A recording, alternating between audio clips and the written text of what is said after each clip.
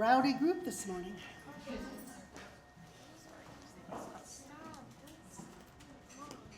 Okay. Good morning. Morning. Welcome to the Unitarian Universalist Congregation of the Catskills. I'm Kathy Atwell. My pronouns are she, her. I'm your worship associate for this morning. Our Sunday service guest this morning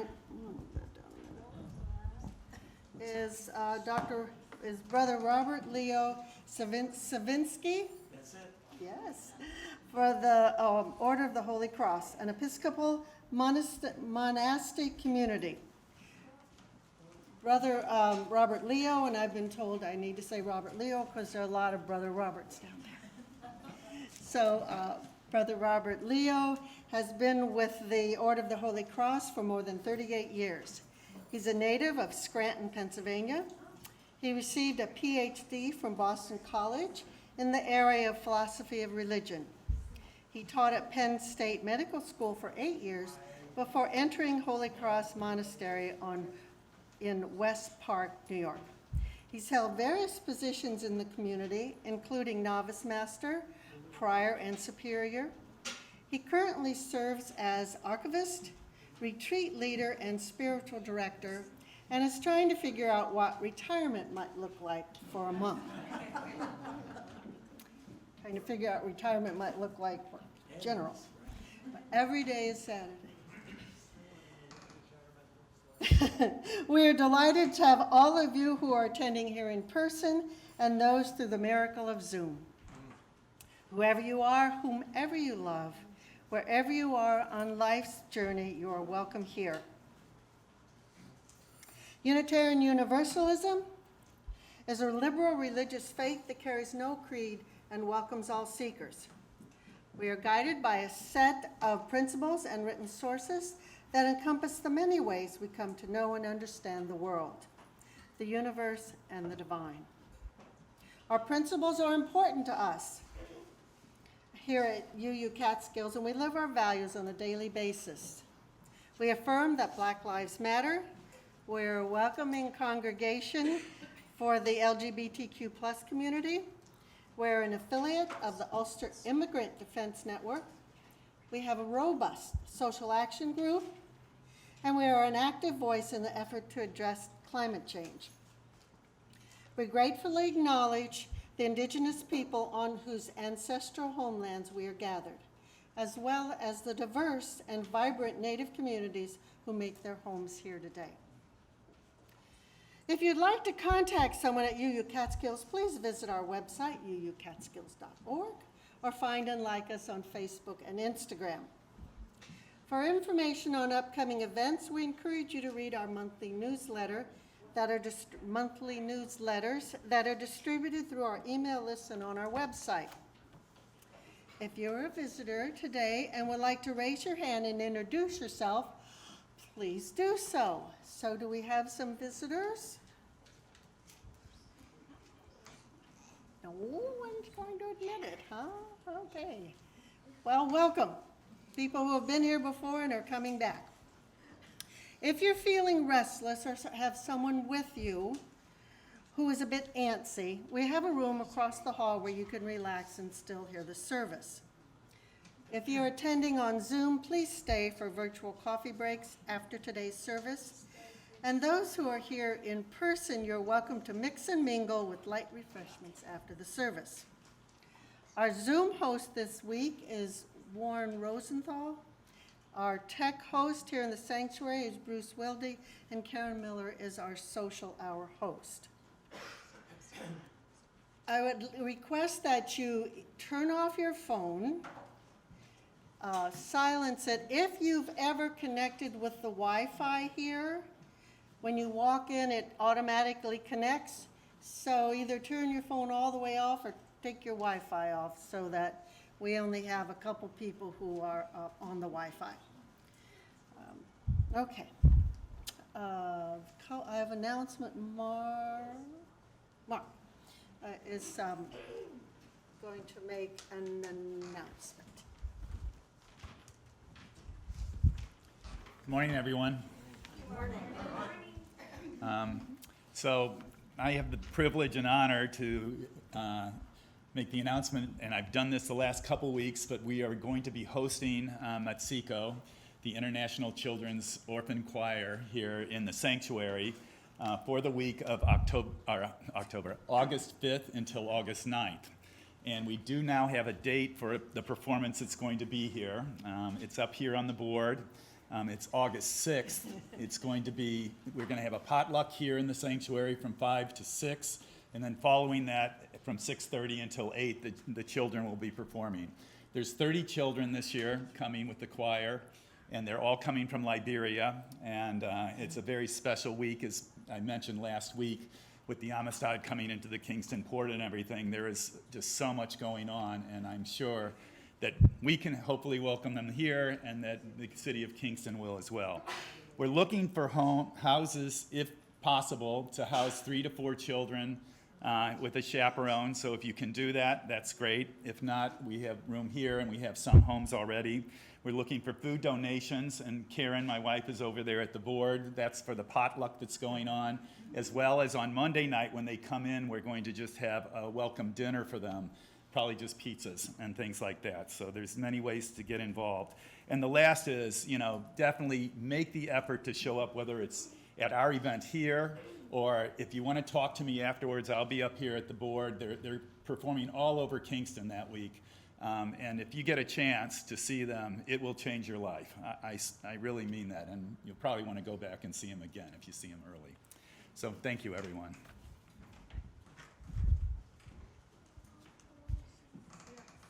Our social action minute presenter this morning is Kathy Kastner. Hi, I'm Kathy with the Climate Action Team. You must have noticed it's a summer of heat. There's no denying that now. There's a lot of climate groups calling it the summer of heat and doing a lot of protests in New York City. Anybody hear about them? All right, so it shows how the media is not advertising. Bill McKibben, who started the Third Act group, who is a group of elders working on this, was one of the, I think, hundreds of people, or at least 100 and some people arrested after a series of protests in front of Citibank. We're gonna have a postcard writing action, see me at the table, set up somewhere after the service. It's asking Costco to change their bank that does their credit card from Citibank to another bank. Some of us attended a workshop last December about divesting your personal credit cards, and many of us have done that here. Money's going to fossil fuels really promotes it, so we gotta stop the pipeline. Stop the Pipeline is another group that's supporting this action. Thanks, Kathy. So we take a deep breath and we settle in, and Catherine is going to play the Prelude Romantic Sonata by Jacob Smith. What? Oh, I'm on the wrong side of the page. Okay, what she said.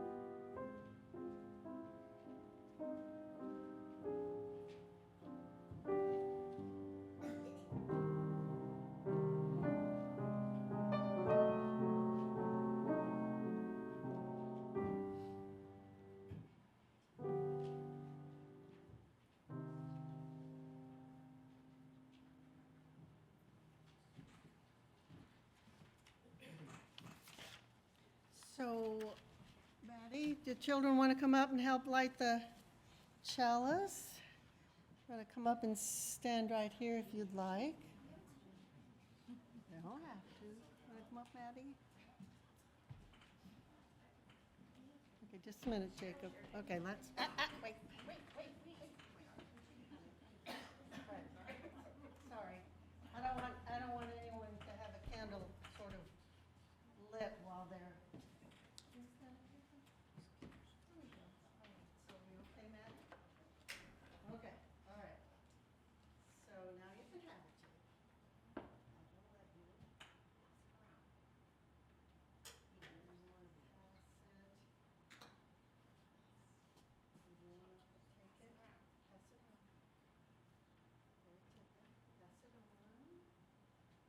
Watching our fingers and our hair. Good. And do you want to give it back to Jacob to light? All right, so we'll say our words. We light this chalice in grateful, loving community. Even in the darkest of times, may its flaming light path to justice and hope. Okay, thank you. No one, managed to not burn anybody or something?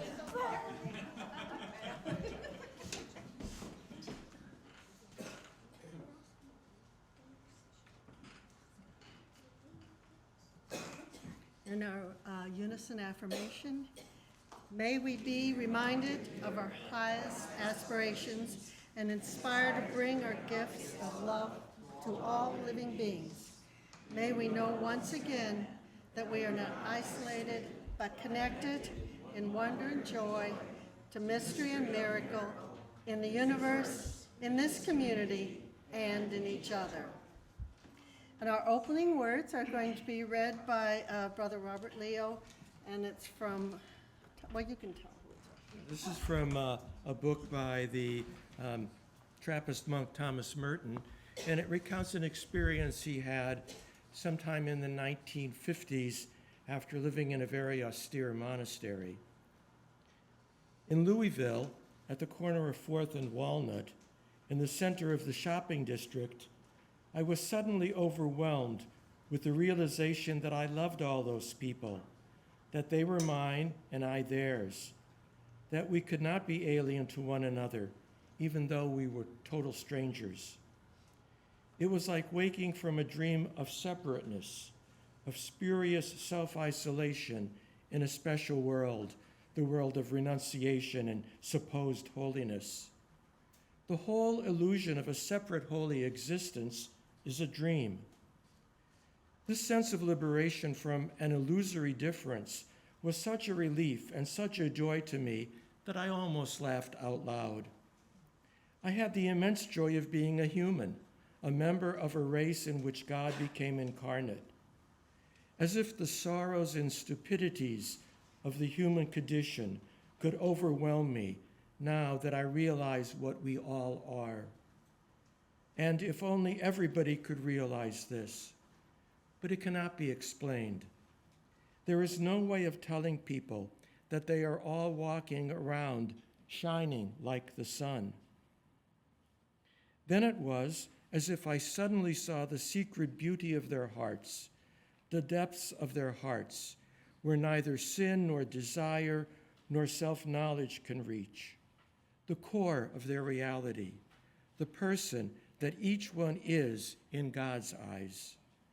If only they could all see themselves as they really are.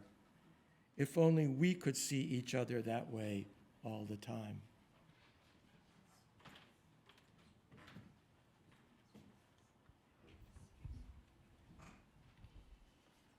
So our opening hymn this morning is in the teal, the only book you have, 1008, When Our Heart is in a Holy Place. And if you're able to stand, please stand.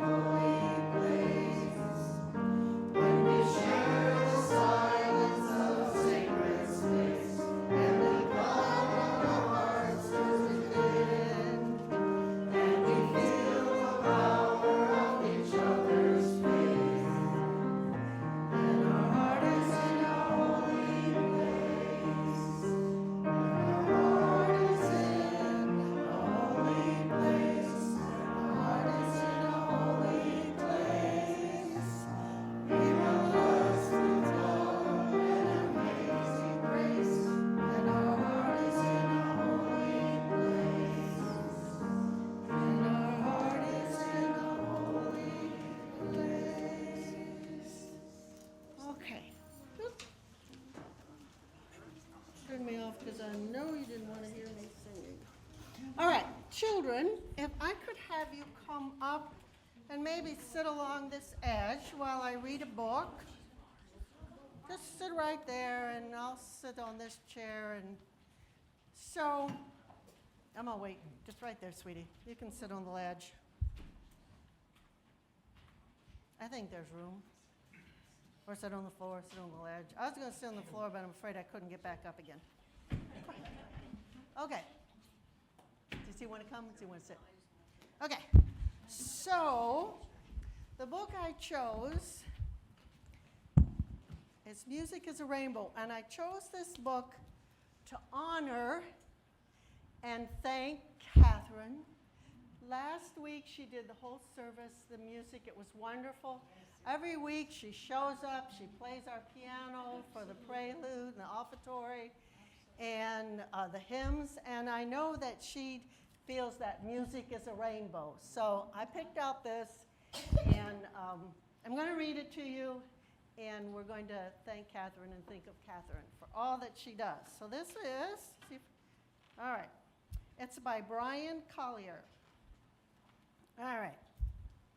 It was early morning, the only time the boy had with his father. He would watch as his daddy read the newspaper and sipped his cup of coffee. Okay. Daddy would always pretend to be surprised when he caught sight of the boy in the doorway. But of course, he always knew that he was there the whole time. He's giving him a hug. Every morning, Daddy called his son over, pressed two quarters into his hand, and hugged him and whispered a prayer in his ear. Son, life is full of holes. You may want to close them up to keep out the storm, but make sure to leave room for that rainbow to find you. Broken is beautiful. Every morning the boy would watch his father leave for work, and every morning this is what it felt like. That's what he felt like. So he has in the hole, the light shining on him. The boy loved his time with his mother, too. Every day, Mama beamed with joy as she pressed away the wrinkles from his clothing before school. She kissed him 2 times, one on his forehead, and then rubbed oil on his face until he shined as bright as the sun. Mommy's love was the sweet, sweet like penny candy. Just give him a number. But on his 6th birthday, something went wrong. His mother got sick, and Daddy said she had to go away for a while. So she probably had to go to the hospital for a while. And this is what it felt like to the boy. He's got a hole in his paper. There was a hole in his life where his mama was. And he was. Now the boy sat alone in his room in the dark, and he heard music coming from behind the pictures hanging on his wall. Suddenly the boy could relax in the blue and green. He could shine in the yellow and red, and he could dream the purple and pink from the piano.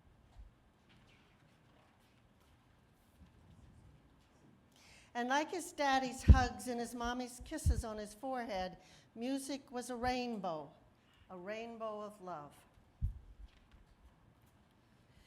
But that feeling didn't last for long, because his friends were outside waiting for him to get into trouble. Friends get you in trouble sometimes. Known in the streets as the South Side Bandits, they would sneak into ice cream trucks and go joyriding. They were eager to get into more mischief. But as soon as he discovered the music, discover the movie theater, something in his head and heart said, "Stop." So he did. Now the boy sits alone in the theater in the dark. He loved the smell of the buttery popcorn. When the movie began, the music started too. The boy closed his eyes and saw the purple, red, and yellow and green light that chased all the darkness away. The boy could relax, he could shine, and he could dream.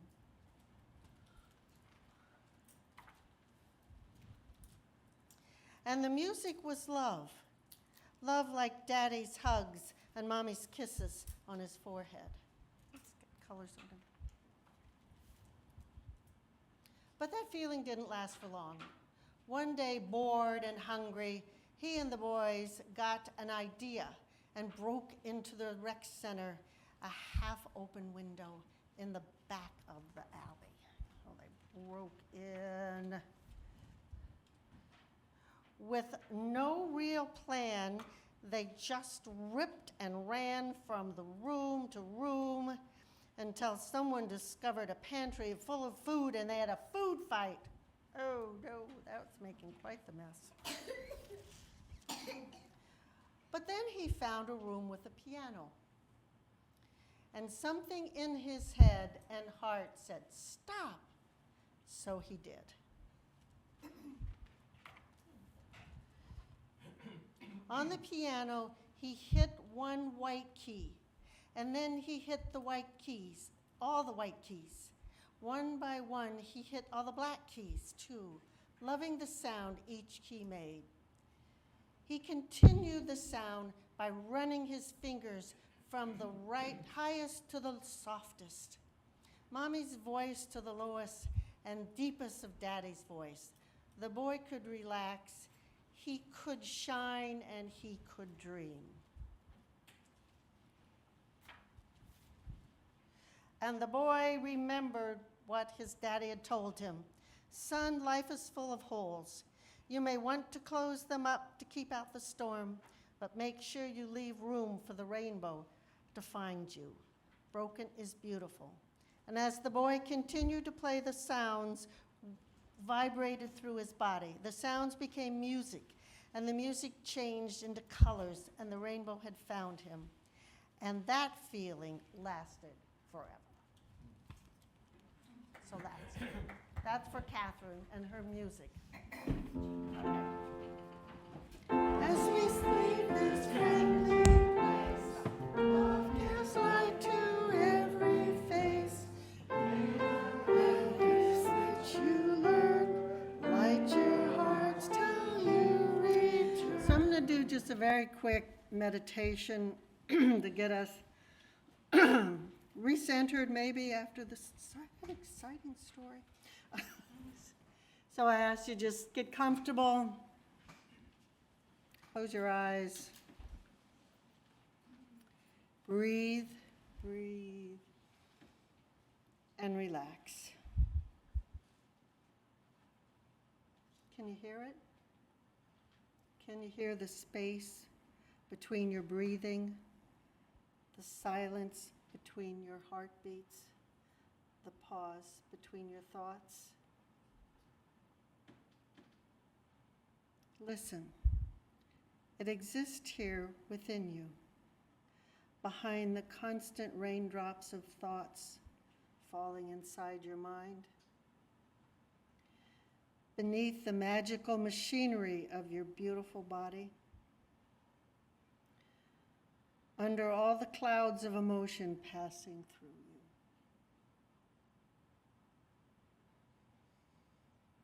Breathe and come into the quiet.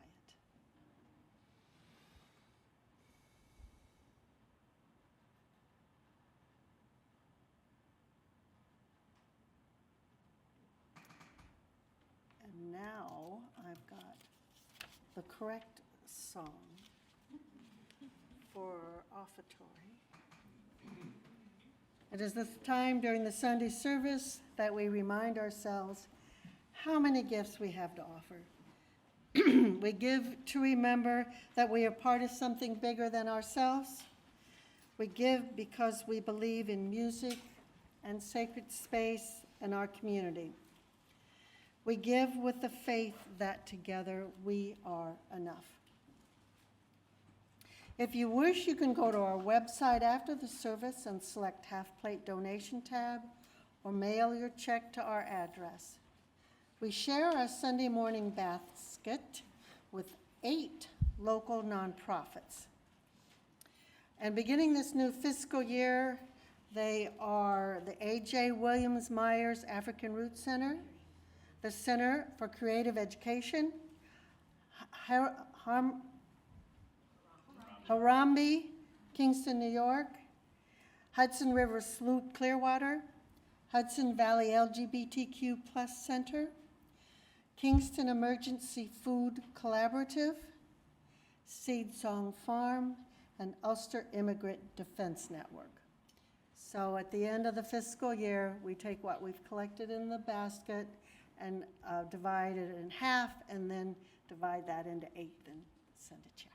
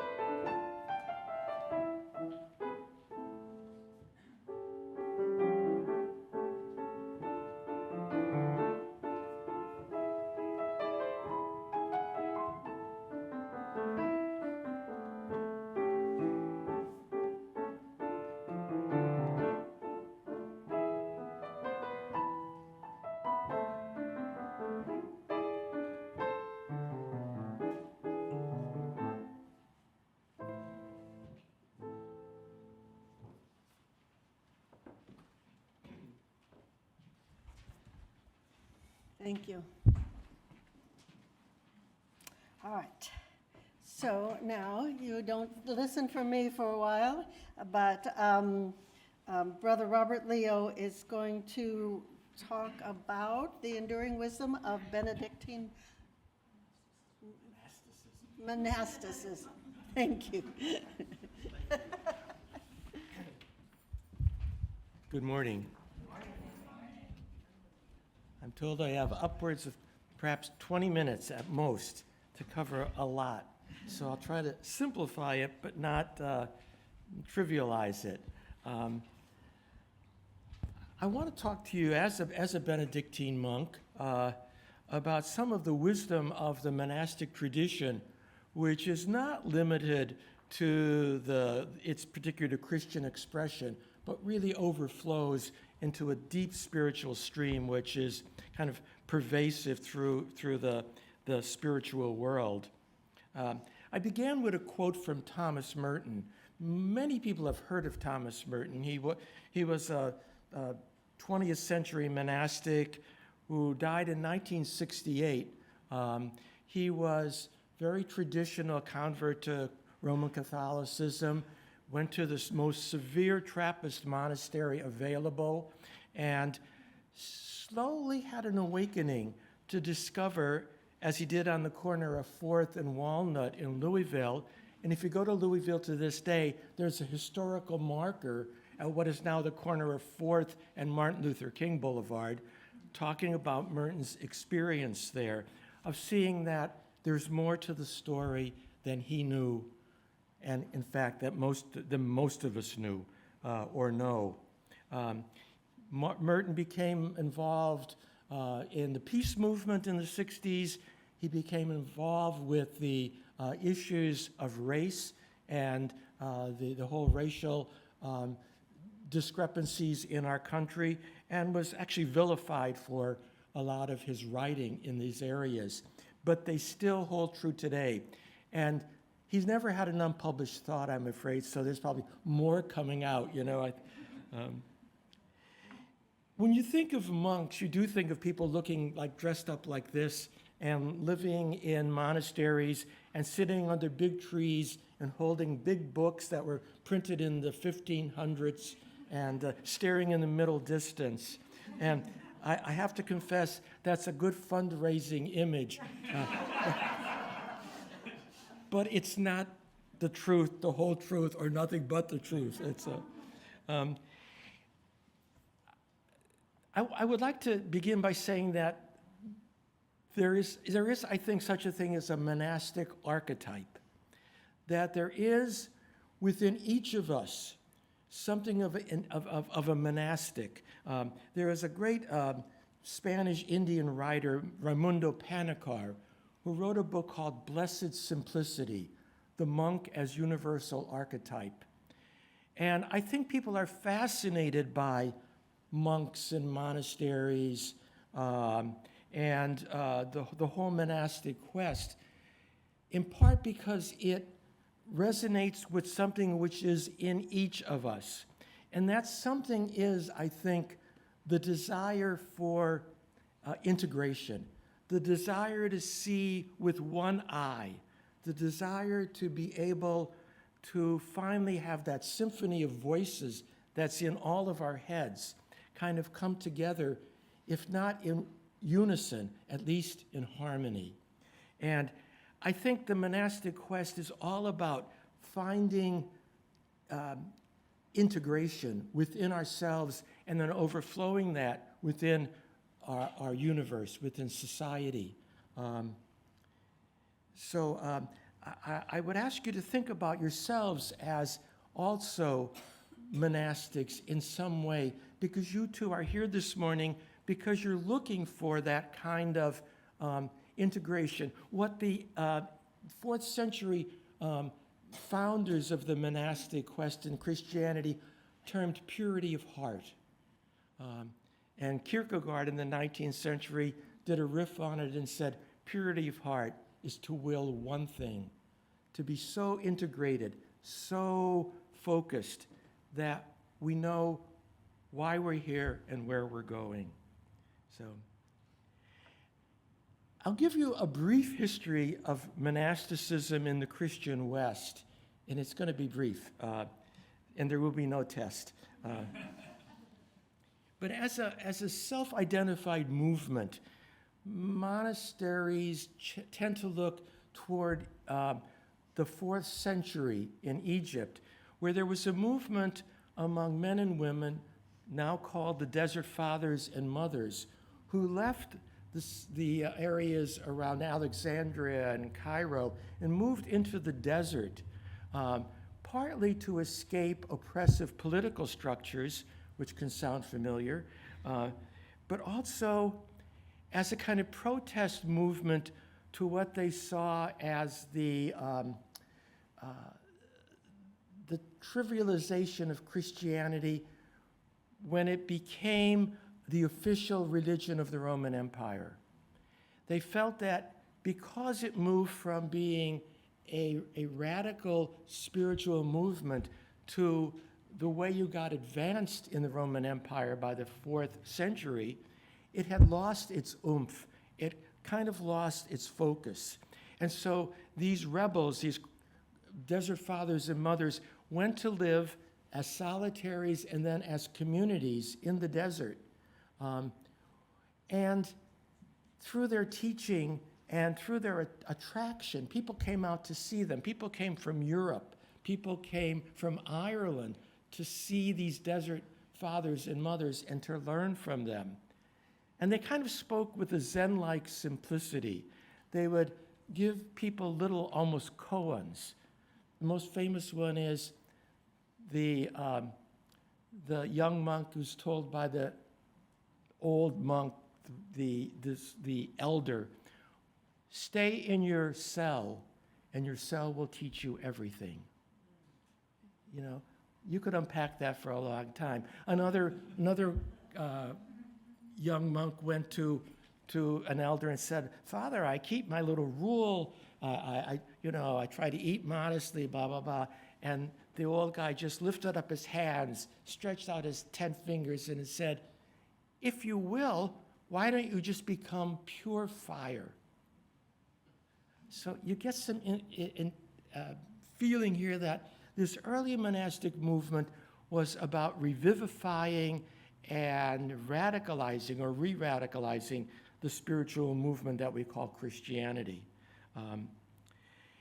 And it spread. It spread through Syria, through the Mediterranean world, up to France, up to Ireland, and through Ireland into Northern Europe, the lowlands in Germany. And it became established, it became institutionalized, and it began to play a social role, which it's a mixed bag, but on the whole, I think was a helpful role. It was a place of hospitality, a place of welcome, a place of healing in various expressions. In round about the 6th century, there was an Italian monk named Benedict, and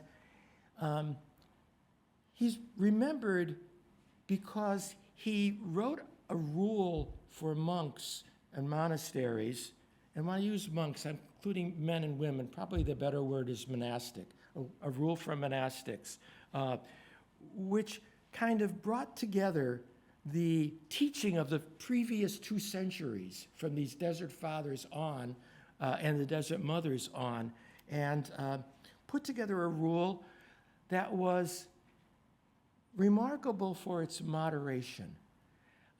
Benedict was aware that in the desert in Egypt, there was also a lot of excesses. If you could fast for 2 days, I could fast for 4. If you could sit on a pillar for a week, I'll live there. I'll be there.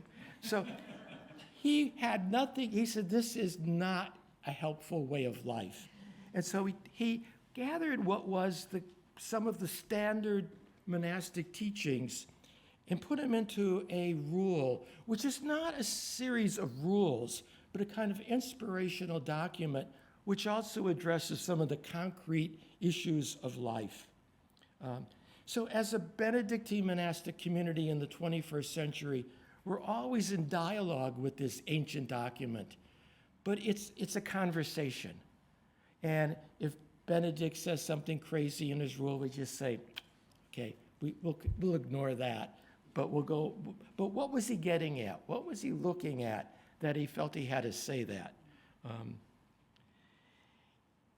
Again, monasteries became important institutions in the Middle Ages and then kind of disappeared, though there was a 19th century revival of interest in this kind of Christian expression. In my community, which was founded in the 19th century, was part of that revival, and in a strange sort of way, it was part of the revival in the Church of England, the Protestant church, which felt that they had lost some of the interesting stuff during the Reformation. Everybody knows that Henry VIII kind of dissolved the monasteries and had 6 wives. I don't know if there's any connection. You have to remember, what's the thing they say? Beheaded, There's a mnemonic that gives you what the thing is, how it worked. But one of them outlasted him.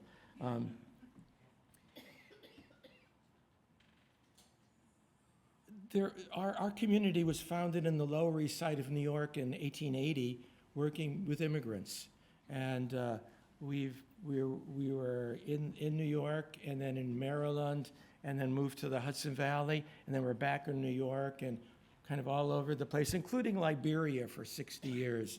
And you'll get to hear this wonderful group of young people from Liberia, and I plan to be here. And we've always tried to understand, what does it mean to live the spiritual quest with integrity in this culture now? We're not some museum piece, even though occasionally we dress like this. But we're about, what does it mean to wholeheartedly try to live as Jesus models and calls us to live? Monastic life is composed of a lot of practical details. And we could spend weeks talking about how we pray there, our prayer cycle, what our work is, the importance of study, how we deal with money, or with silence, or with food, or with clothing, or with our ministries, or life together. And I will come back to that in a minute. In short, what do you do in that monastery? That's an old question. Someone asked an old monk, it's always an old monk, what do you do in that monastery? And he thought for a minute, and he said, we fall down, we get up, we fall down, we get up. You could do worse as a definition of monasticism. I think Thomas Merton, who I began with, really got tired of people asking him, what do you do? What do you do in that monastery? So finally, one day he wrote, what I wear is pants. What I do is live. What I pray is breathe. Again, not a bad summary. Our breath is our prayer. Our life is our spirituality. And that's how we flourish or don't flourish. All those decisions that we make in that way. There was an Oxford historian of the last century, Henry Mayer Hartig, who wrote this sentence, which I'm going to use as a kind of a little framework to talk a bit about our life. He says, there are three phrases by which I would sum up Benedictine holiness: completely undemonstrative, deeply conventual, and lacking any system of expertise. And I think these are wonderful because they're true. If you're familiar with the spiritual landscape, there are all these big names. You know who they are, out of whatever tradition. And there are big saints in the Catholic tradition, and you see statues of them everywhere, and there are people we know. But the Benedictine tradition at its best, and I have to put a footnote here, like most institutions, it's not always at its best, and sometimes it's at its worst. And the 1700-year tradition of monasticism is a tradition of reform after reform after reform, saying, okay, we've fallen off the path, time to get back on track again. So that gives me hope. But at its best, Benedictine monasticism is undemonstrative. It's ordinary. There's nothing flashy. There are no big names. We have to deal with what we're going to eat, who's going to do the cleaning, and who's going to empty the dishwasher, and how are we going to pay for all of this. This sounds familiar, I'm sure, to your fellowship or any other place in your life. There's nothing flashy there. If somebody's standing out and being really, really popular and visible, that could be a concern. Not that success is bad, but as Benedict says in his rule, he wanted artisans, he wanted artists to make things and to sell them. But he said, if the artisan gets too proud or involved with their work and think that they're more important than everybody else because they can do this fine artwork, something's wrong. So back to the kitchen. But what monasteries do hold out, I think, is the example of the possibility of people dwelling together in unity day by day with humility and fidelity and patience. And that, as you know, is hard work anywhere. I came across this quote by a contemporary Trappist monk, who's a Roman Catholic bishop. He defined the monastery as a specialist environment designed to support perseverance over time. It's a place where the depths can be faced. It stands by its very existence as an extended hand of friendship to all who have looked into those depths and found them fearful. Monks and nuns hope by their lives, by their prayers, to invite fellow seekers to look up, to find their hearts touched by a deep remembrance of God's original caress. To remember in this way is to awaken hope and to find comfort that does not deceive. Monasteries like fellowships like this are all about preserving hope. They're all about reminding us, as this guy puts it, of God's original caress, of that which is in each of us, but which is so often occluded and invisible. Okay, first point, monasteries are pretty ordinary folk, pretty undemonstrative. They're also deeply conventual, not conventional, but the word is convent, conventual. That is, they're all about life together. It's often shocking when people come to our community, new men who want to join us, how deeply close we are, living cheek by jowl. And so sooner or later, there are no secrets. It's life lived with others. And this goes back to the very beginnings of monasticism. St. Anthony the Great is often considered the father of monasticism in Egypt in the 4th century. Is quoted as saying, "My brother, my sister is my life. My brother, my sister is my life." If there's any takeaway from monastic wisdom, it's this, I think, that the other person is my life, and it is who shapes me. When we say my brother or my sister is my life, we also have to add, and they're not going away, even though we might want them to.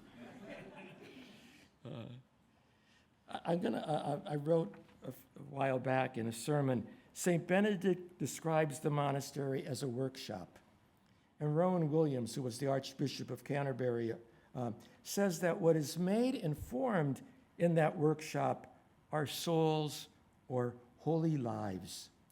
Each of us is called to some kind of monastery, some circumscribed setting where commitment and fidelity and mutuality and the painful, joyful process of growth can happen.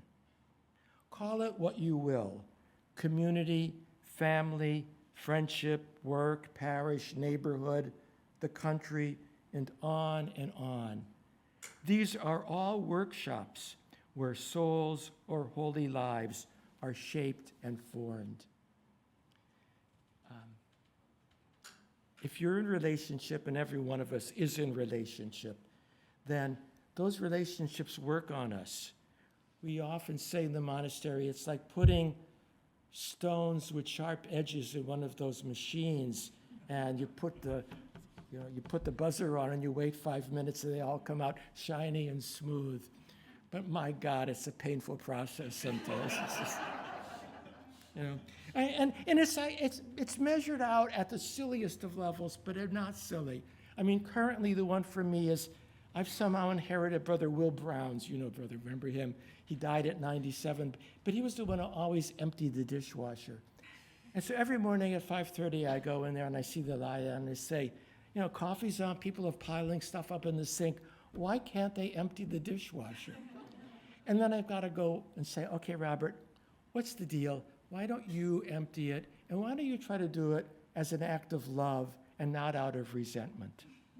Does this sound familiar? But that's a sacrament. I mean, that's where life is changed. Life is formed. It's in the ordinary stuff. So,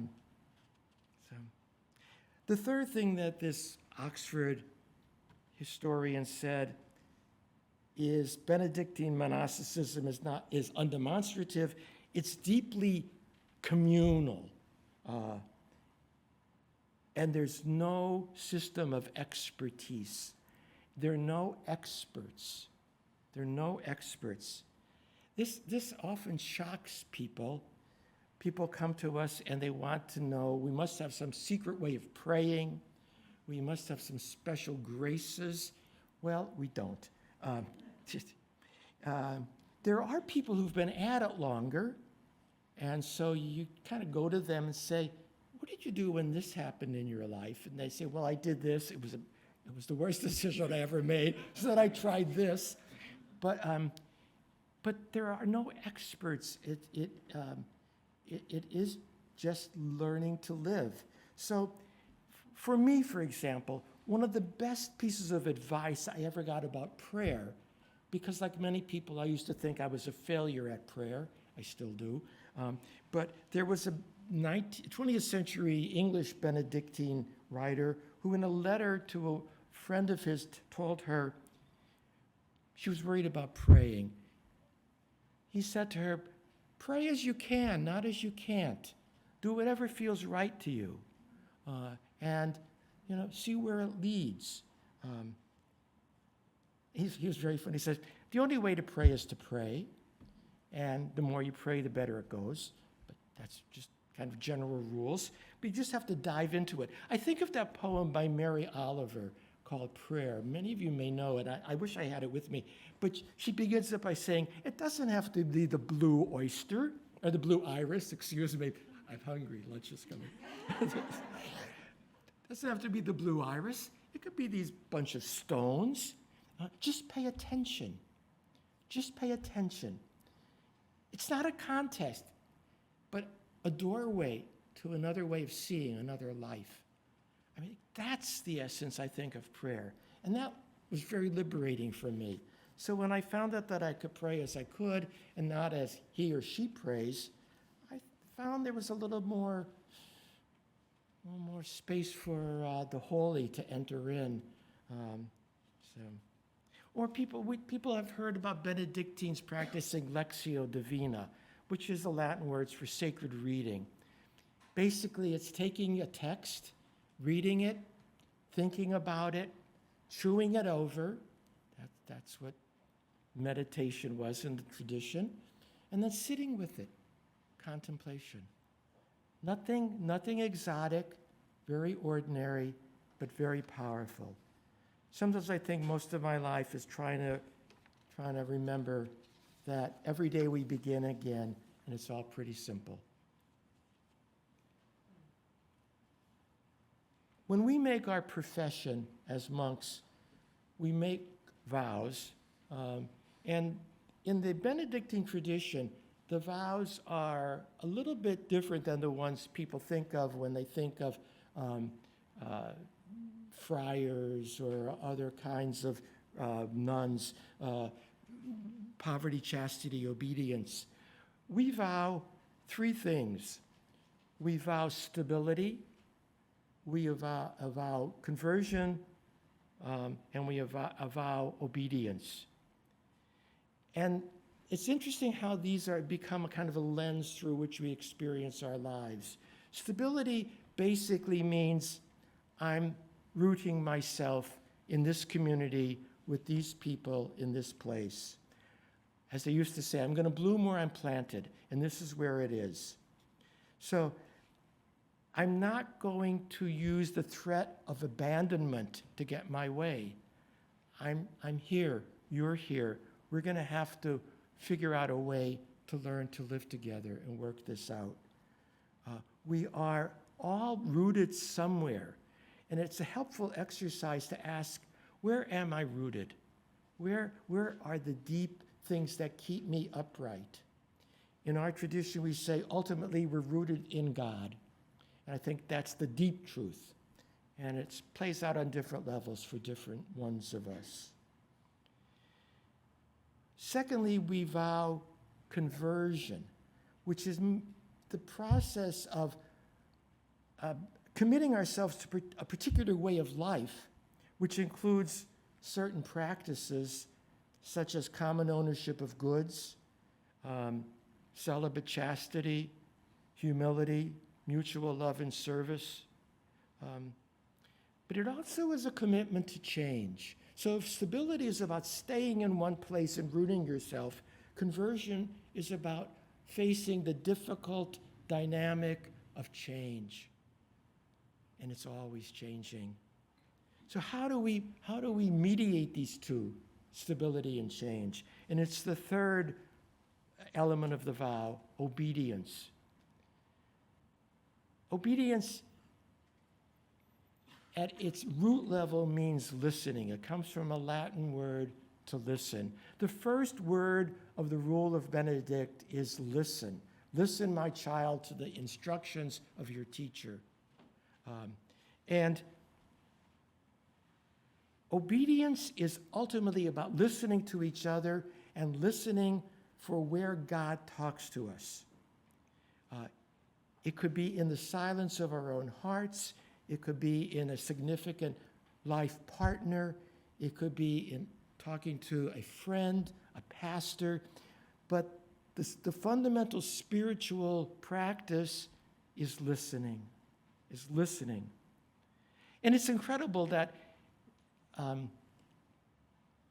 Benedict, writing in the 6th century, in the very end of the Roman Empire, which was a very stratified, status-conscious, hierarchical society, tells us in the rule, listen, and tells us, listen particularly to the young. They may have more to tell you than you realize. Listen particularly to the visitor. Listen particularly to the stranger. Listen to the former enslaved person as well as the former noble person. The idea that everybody has a part of the truth or is a vehicle potentially of the truth is extraordinary. So in that listening process, we mediate between the vow of stability, rooting ourselves here and now with all the changes that life and culture and time bring with us.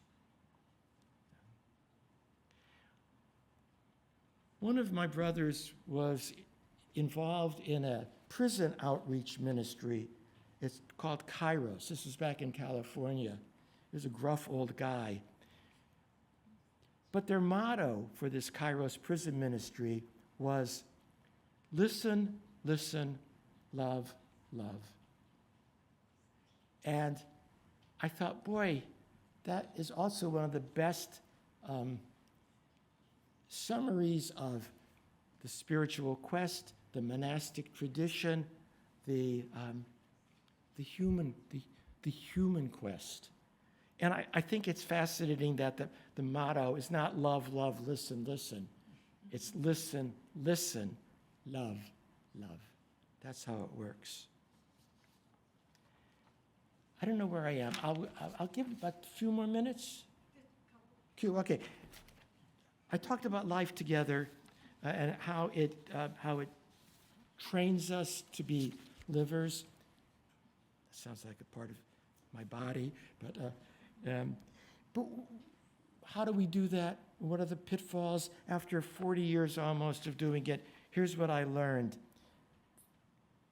if you're going to live together in community, whether it's monastic community, family community, fellowship community, here's some things. And Benedict is right on this. First, speech and silence are important. You have to learn to control your tongue.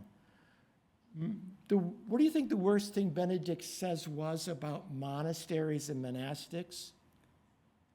He uses the Latin word murmuratio, murmuring. He says that's the first thing that will destroy a community. Second, mind your own business. Let others be. I had to learn this the hard way. If somebody was doing something and I didn't think they were doing it well, I would go over there and do it for them out of love. It wasn't out of love. It was my need to be in control. And in the monastery, the worst thing you could be called is a control freak. Just saying. One of the things we have to learn anywhere, I learned it in a monastery mostly, is speaking the truth in love. How do we do straightforward speech? When I came into the community, we were pretty expert back in the 1980s that if I had a problem with you, I'd tell her. And we had to get in group therapy for years and facilitators to learn to say, oh, Jim, when you do that, it makes me feel, that is a spiritual practice. So how do you speak the truth in love, as well as how do you challenge behaviors or attitudes which destroy the life together? One of the things that is part of community life is bearing one another's weaknesses of body or behavior, as Benedict says, learning to collaborate, remaining open to each other, respecting differences, and knowing yourself. Knowing yourself. And finally, I think learning how to celebrate, learning how to recreate, learning how to take delight in each other, and learning how to find intimacy. How do you find intimacy in a celibate community? Through things like friendship, deep friendships, which may be new or may be very old. Finding that there's somebody I can go to and say, God, it's been an awful day, or even more important, God, it has been a great day. So I wish you a great day. God bless you all.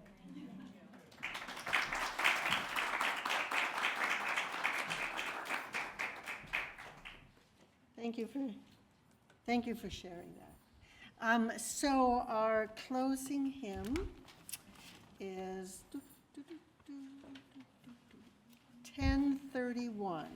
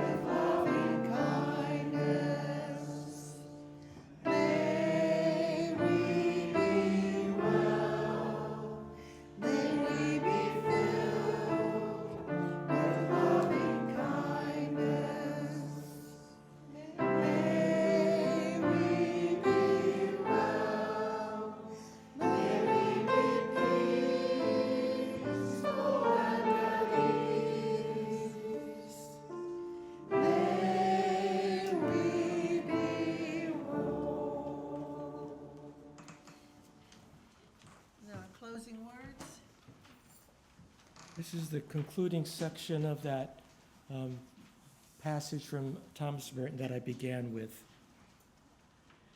At the center of our being is a point of nothingness, which is untouched by sin and by illusion, a point of pure truth, a point or spark which belongs entirely to God, which is never at our disposal, from which God disposes of our lives, which is inaccessible to the fantasies of our own minds or the brutalities of our own will.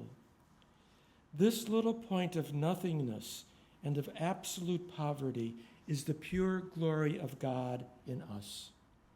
It is like a pure diamond blazing with the invisible light of heaven.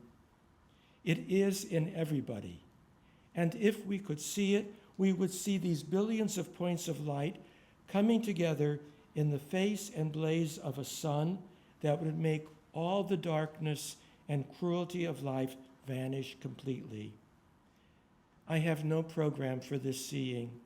It is only given, but the gate of heaven is everywhere.